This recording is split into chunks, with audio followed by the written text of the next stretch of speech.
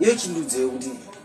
sei uchiramba ndoachira but uri musikana nguva yakusilipa over uramba ndoachira chichi kuti ndikuachira kuti ndiri mukadzi wako ere mina ndisi mukadzi wako ere ndozota usi mukadzi wangu but uri girlfriend yangu tikurara tese tikuita bonde tese sei uchiramba ndoachira uri kundibikira zvino zvisori kuita sei uchiramba ndoachira chimondoachira kaiwo inini ndangoya panapa kuzoita sleep over zvekuti hanzi zvonihe ndiwachire nditese handisi mushando wako ega ndoda ndishandisa but iwewe tikurara tese titoita bonde tese zvino sese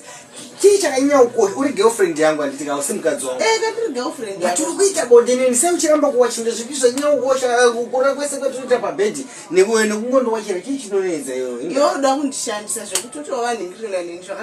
zvakatongoitika kudhara zvekuti uda ndiwachise kuti ndiwache nditesese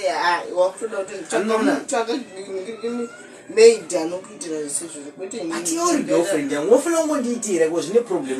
girlfriend kwete mukadzi wako girlfriend but uri kuita kane nibondi tisataurana inonzi innocence before marriage tiri kuita chimondiwachira zvakatopfuura zvakatoitika wati nditsvage musikana anondiwachira isi danger handina kuti wanga wagara kuda kutsvaga musikana handina kutsvaga musikana ngati maid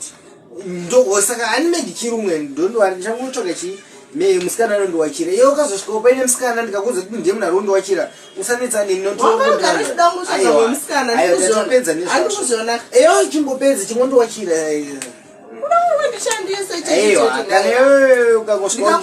musikana panapa meno zvako anenge achindowachira hakuna zvakadaro ndikangona pane musikana panapa tisikuira tatopedza nezvo iye haichatoti netse uratibika zvako uda kuti ndibike